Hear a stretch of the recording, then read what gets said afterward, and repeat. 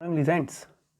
सो इस वीडियो में हम डिस्कस करेंगे कि जो रिलीजियस टीचर्स होते हैं आर्मी में उनका क्या रोल होता है या फिर पर्टिकुलरली इंडियन आर्म फोर्सेस में। Okay, so we are going to discuss that. सो आप देख सकते हैं कि इंडियन एक्सप्रेस का आर्टिकल है, तो इसकी जो ओरिजिन है वो बहुत पहले से हुई है, पर रिसेंटली ये न्यूज़ में इसलिए है क्योंकि अभी आप जानते हैं कि एयरफोर्स ने सेरेमनी इंडक्शन सेरेमनी की है राफेल फाइटर जेट्स की। सो वहाँ पे ये सीनरी देखने को मिली थी कि जो वेरियस डिसिप्लिन है, वेरियस रिलीजन्स है। देखिए यहाँ पे आप मौलवी साहब हैं, यहाँ पे सिख लोगों के ग्रंथी साहब हैं, और ये क्रिश्चियन हैं और ये हिंदू रिलीजन्स के हैं। तो एक ही स्टेज पे आके सब लोगों ने बेटरमेंट के लिए जो वर्शिप की वो की।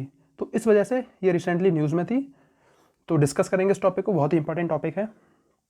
और आजकल के ज़माने में जब हम लोग रिलीजन के नाम पे झगड़ते हैं, उस ज़माने में ये चीज़ बहुत हम लोग एक सबक ले सकते हैं इंडियन आर्मी से और इंडियन आर्म फोर्सेस से। तो शुरू करते हैं, इसकी शुरुआत कब से हुई थी। तो जो इंडियन आर्मी या इंडियन आर्म फोर्सेस में जो रिलीजियस प्लेस होते हैं वहाँ पे कोई पर्टिकुलर एक टेम्पल या फिर कोई चर्च नहीं होता है। वहाँ पे एक रीज़न होता है, सर्वधर्म स्थल, उसी के अंदर एक एरिया होता है, उसी के अंदर एक सीक्वेंस वाइज में, जैसे ये मंदिर है तो इसके बाद मस्जिद होगी, फिर गुरुद्वारा होगा, ओके, उसके बाद चर्च भी होगा। तो अगर आप एक में जाते हैं तो आप सभी में जाते हैं ज़्यादातर लोग, है ना। तो ये एक कॉमन गैदरिंग ग्राउंड होता है, ठीक है। एक ही प्लेस में सारे रीजन्स आ सकते हैं। तो ये हमको एकता का भी भाव देते हैं, क्योंकि इंडिया आप जानते हैं एक देश है जिसमें बहुत सारे लोग रहते हैं अलग रिलीजन्स के, और इंडियन आर्मी में भी बहुत सारे लोग रहते हैं, सारे रिलीजन्स से लोग आते हैं। तो सबकी भावनाओं को ख्याल रखते हुए अब बात करते हैं कि जो रिलीजियस टीचर्स हैं इनकी सिलेक्शन कैसे होती है। तो अर्लियर टाइम में जो यूनिट्स होती हैं जिनको सीओ कमांड करता है, तो वो लोग वहीं से लोकली सिलेक्ट कर लेते थे religious teachers. But after some time in 1984 एक और टीचिंग, उनको कोई ट्रेनिंग भी नहीं दी जाती थी। बट नाउ अब क्या होता है कि एक एग्ज़ाम होता है रिलीजियस टीचर्स का, उसमें सेलेक्ट होने के बाद उनको ट्रेनिंग दी जाती है national institute of integration, sorry national institute of integration,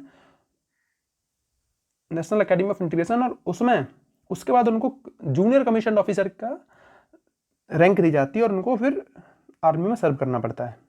okay, तो देखते हैं उसके बाद हमने देखा कि religious teachers are commissioned as JCO, जिनकी ट्रेनिंग होती है नेशनल इंस्टीट्यूट ऑफ पुणे में, ट्रेंड इन वेरियस रिलेशंस। अब देखिए सबसे इंपॉर्टेंट पार्ट ये है कि यहाँ पे जो जैसे अगर कोई हिंदू रीजन के लिए कोई पंडित जी अगर हुए हैं सिलेक्ट, तो उनको केवल पंडित का ही नहीं, उनको मौलवी की भी ट्रेनिंग दी जाएगी, उनको बेसिक राइट्स की क्रिश्चियन की भी दी जाएगी, और उनको बाकी अदर रिलीजन्स की भी दी जाएगी।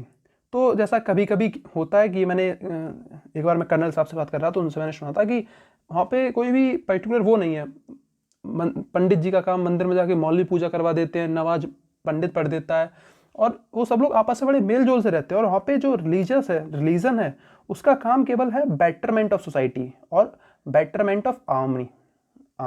तो यहीं से हम सीख लेते हुए, आजकल हमारे तरफ रिलीजन के नाम पे काफ़ी दंगे वंगे होते रहते हैं, तो उससे हम सीख सकते हैं और उनको कंट्रोल में ला सकते हैं, है ना। चलिए बात करते हैं आगे।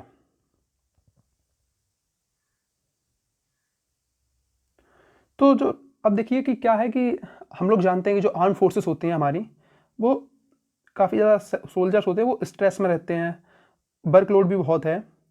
तो उसलिए जो रोल हो रहा है रिलीजियस टीचर का, वो केवल पूजा से नहीं रह गया है, वो अब इवॉल्व हो रहा है साइकोलॉजिस्ट। जैसे over the past few years religious teachers are being trained in behavioural and social science, उनको बिहेवियर और सोशल साइंस भी पढ़ाई जा रही है।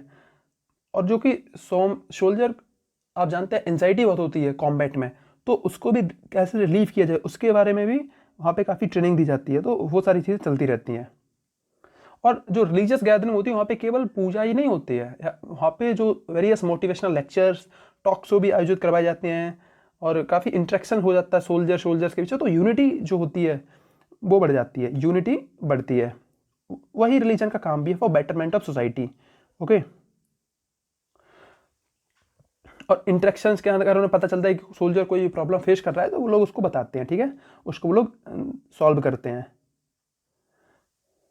और जैसे अभी क्या कॉन्फ्लिक्ट हो रहा है, अब यूनिट है आर्मी में, तो वो लोग कहीं बाहर पड़े हुए हैं बॉर्डर एरिया में, तो अपने उनकी फैमिली से वेल कनेक्टेड नहीं होते हैं, तो उस रीज़न में वो रिलीजियस गैदरिंग से वो स्पिरिचुअलिटी मेंटली वेलबींग फील करते हैं, तो वो सारी चीज़ें उनको काफ़ी बेनिफिट करती हैं।